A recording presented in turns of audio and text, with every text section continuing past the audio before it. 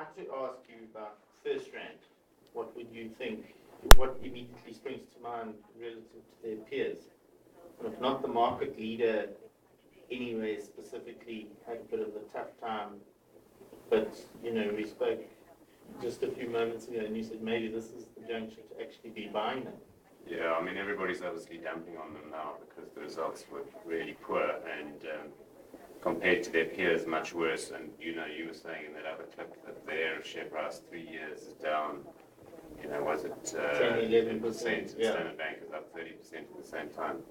Although I don't know, obviously they are saying and putting the message out there that they've learned their lesson, that all this trading with the bank's capital is a bad idea and you should only ever do these deals when you're trading with or alongside customers, doing commodity hedges or something.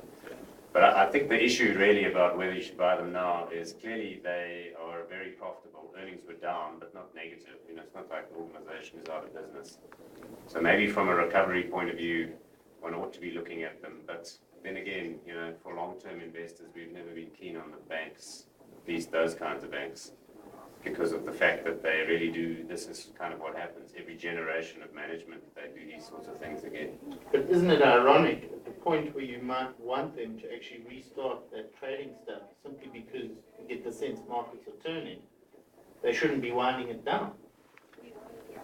Yeah, I don't know. I mean, traders, as you know, make money when the market's trending and where, you're going along and the market's going higher and then you feel like you're a genius and then it all kind of gears up and they've got the capital so they can do these things and banks can see the order flow so they, have a certain advantage. But it only works, as they say, the trend is your friend until it isn't anymore.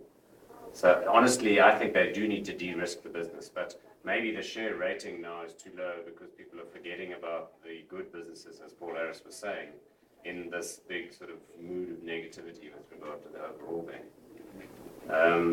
But traditionally, we haven't bought those types of investments for these very reasons. Yeah, this investment banking activity, and particularly the proprietary trading, creates earnings volatility. And the old line about how banks these days are like closet hedge funds. Yeah. Some banks, of course, are very much like that. Globally, Goldman Sachs is very much like that. And some people think it's marvelous, but I'd never buy those shares either. Me neither. So I guess we tend to stick to our knitting here and buy Able, although Able itself has morphed into a furniture retail offering that I guess shareholders need to ask themselves the same types of questions.